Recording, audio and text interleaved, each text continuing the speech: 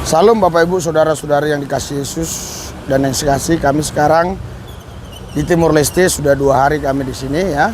Perjalanan kami dari Jakarta ke Kupang ke Atambua Timur Leste, dan nanti hari Senin kembali lagi ke Oekam Soeh.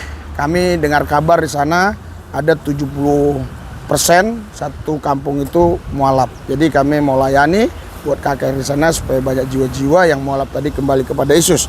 Tapi kami tidak akan pernah lupa saudara untuk memberitakan kabar-kabar terbaru tentang umat Tuhan, tentang anak sulung Tuhan, yaitu Israel. Mungkin ada yang berkata, anak sulung?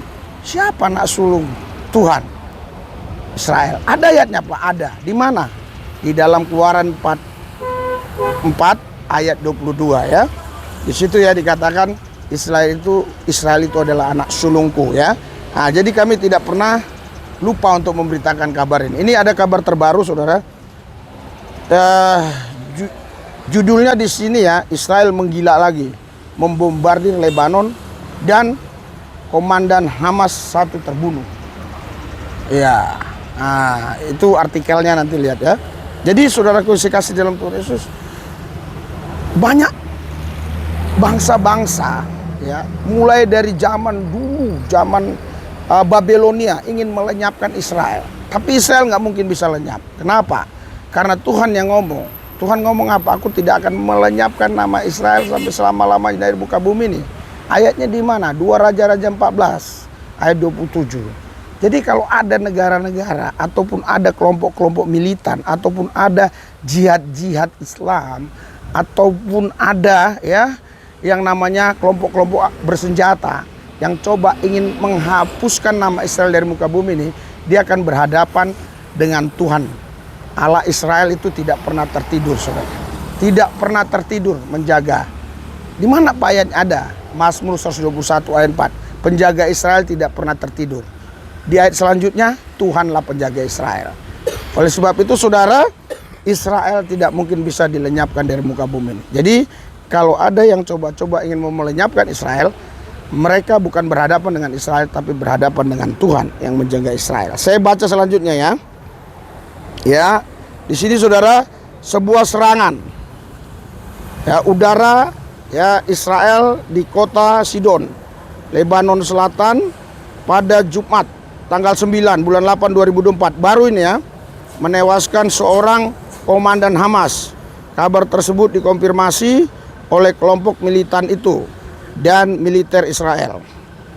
Ya, serangan ini merupakan yang pertama terjadi di Sidon sejak Hamas melancarkan serangannya ya ke Israel pada 7 Oktober. Jadi saudaraku yang sekasih dalam Tuhan Yesus, di Sidon ini saudara ya, baru sekali ini terjadi salah satu komandan Hamas tewas di Sidon ya.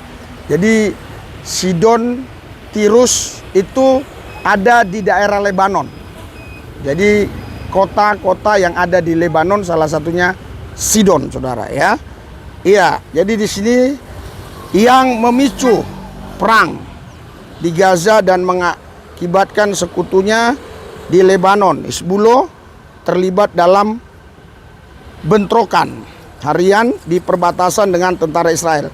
Jadi saudara, sebenarnya awal mulanya itu Israel itu ya berperang dengan Hamas karena Hamas yang lebih dulu menyerang 7 Oktober 2023. Nah, jadi diserang Israel kembali, dibombardir Gaza Utara, tepi barat Khan Yunis, bahkan Rafah habis. Ya, kabarnya ya yang meninggal itu 40-an ribu ya. Tetapi Israel mengatakan itu separuhnya Hamas yang meninggal ya. Itu Israel yang mengatakan demikian ya. Saudara, Hamas mengkonfirmasi bahwa Samer Al-Ghazi, ini yang meninggal kayaknya ya, seorang komandan mereka. Jadi Samer Al-Ghazi ini salah satu komandan Hamas. Komandan tertingginya itu kan Ismail Haniyeh, itu udah tewas ya. Nah, ini komandan yang berikutnya ini ya. Nah, namanya Al-Ghazi ya, tewas dalam serangan tersebut. Ya, sayap bersenjata Hamas, Brigadir El-Zidin di Al-Qassam menyebut ya kematian sebagai sebuah pembunuhan, ya, dan mengabarkannya sebagai komandan lapangan. Ya, saya akan bacakan terus ya. Sumber keamanan Lebanon yang meminta anonimitas karena tidak berwenang berbicara kepada media mengatakan bahwa serangan tersebut menargetkan seorang pejabat keamanan Hamas dari kamp pengungsi Ain al-Helwi saat berada di dalam kendaraannya di Sidon, ya, di Sidon tadi ya.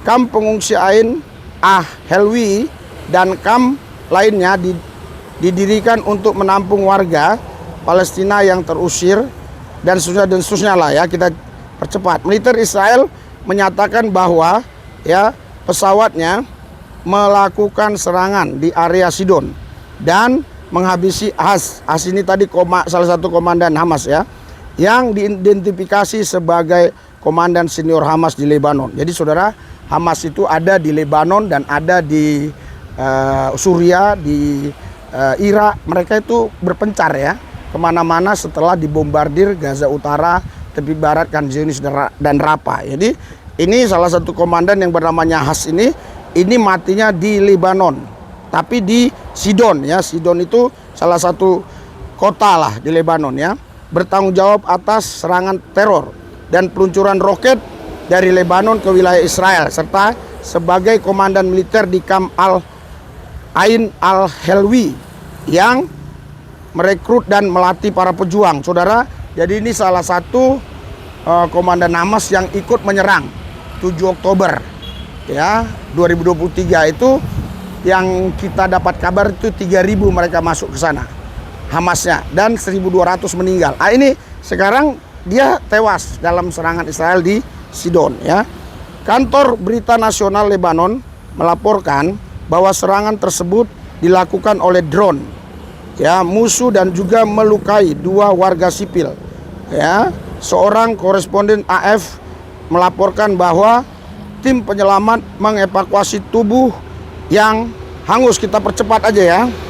Ya, saudara yang saya kasih, pejabat pertahanan AS dilakukan oleh Israel. Ya, jadi saudara yang saya kasih, ini dari CNBC ya, ini CNBC ya. Nah, jadi inilah pertolongan Tuhan terhadap Israel. Ya, pertolongan Tuhan terhadap Israel luar biasa ya. Makanya saudara yang saya kasih, kita doa ya supaya Israel ini tetap ya mereka mengandalkan Tuhan, karena mereka ini diserang oleh banyak negara, ketidakadilan ya. Saudara yang saya kasih, ini namanya laut ya. Udah pasti laut ya. Ini Timor Leste ya. Nah, Timor Leste ya. Nah, kalau kita lihat di sana saudara, itu ada sekarang kunjungan kalau nggak salah pejabat dari India ya, presiden ya. Nah, di Timor Leste ada kunjungan pejabat ya, presiden dari India. Itu dia ya. Ini kantor Perdana Menteri ya, Timor Leste. Nah, itu ya, Polis Timor Leste. Ya, itu Polis Timor Leste. Nah, itu kita lihat ya. Kita lihat, saudaraku yang saya kasih, Leste Portugal ya kali ya. Itu bacaannya ya. Itu bahasa Portugal ya. Kada rokalam ya, kauda Indo ren ya. Itu ya. Nah, jadi kami sekarang ada di sini ya, itu dia ya.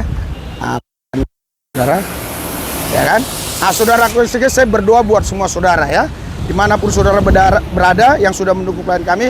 Saya berdoa Tuhan memberkati saudara, dukung pelayanan Gereja Tanpa Tembok ini ya. Akan ibadah anak jalanan ya, kita harus tetap konsisten ya, sekalipun Pak Gembala nggak ada, kita harus ibadah, doakan. Dan kita hanya membawa kuasa nama Yesus saja.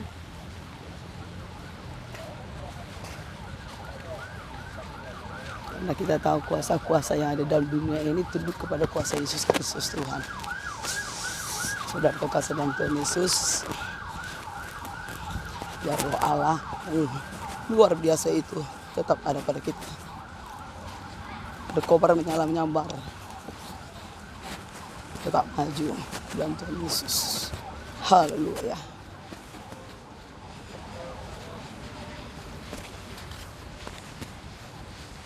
Hai.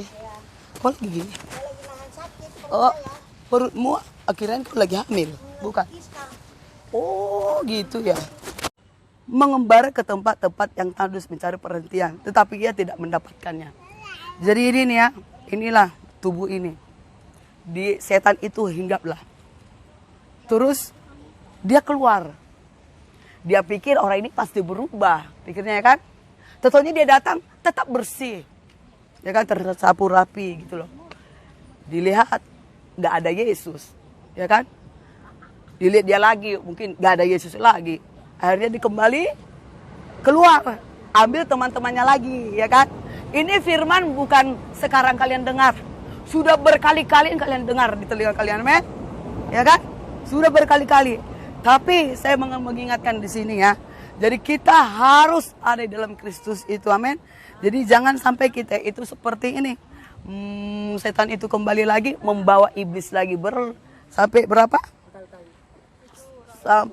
Sampai 7 roh. Bahkan berlaksa-laksa. Memanggil teman-temannya. Ternyata kita itu tidak ada dalam Kristus. Sehingga orang itu menjadi apa di sini? Jauh lebih jahat. Kenapa seperti itu, saudara? Karena ada juga orang itu mau bertobat, tapi bertobatnya tidak benar. Mengandalkan kekuatannya. Dia pikir dia sudah bertobat, ternyata bukan. Haleluya. Kalau orang bertobat itu sesuai dengan firman Tuhan, melakukan firman Tuhan, sesuai dengan firman Tuhan, perkataan firman, membangun roh setiap orang-orang, memperkatakan firman Tuhan, ya kan? Haleluya. Itu yang orang bertobat. Tapi orang yang bertobat dengan mengandalkan kekuatannya, itu hanya sementara. Haleluya. Hanya sementara.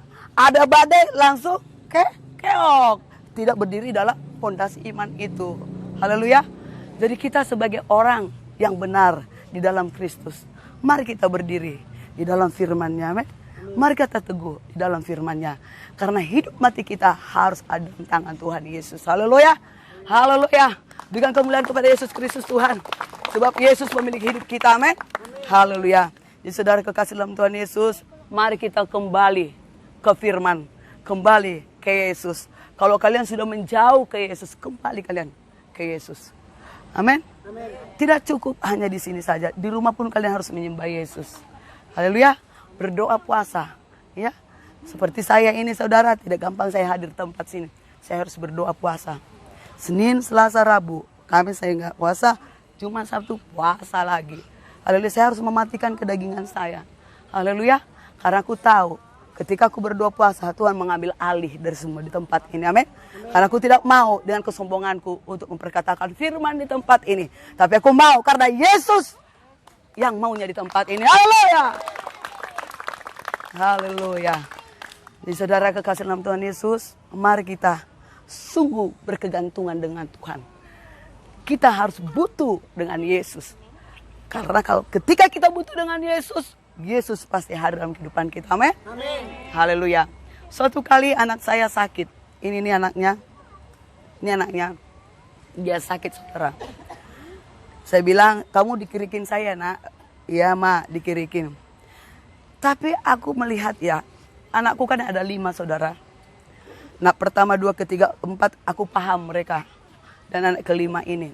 Dia hanya apa, saudara? Dia memperkatakan yang luar biasa. Ketika aku kerik merah banget.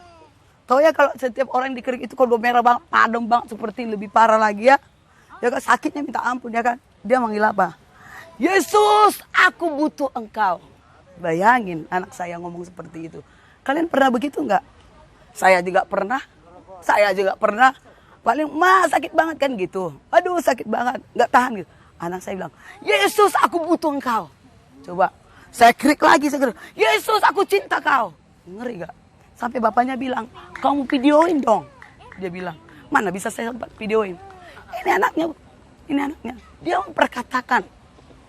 memperkatakan yang luar biasa, membangun rohnya. Supaya tetap hidup dalam Tuhan Yesus. Amin. Haleluya. Oke, Tuhan berkati. Yang mau berkati ada nomor rekening ya. di deskripsi di bawah. Kami terus akan melayani jiwa-jiwa di Timur Leste ini beberapa hari ke depan. Tuhan berkati kita semua. Amin.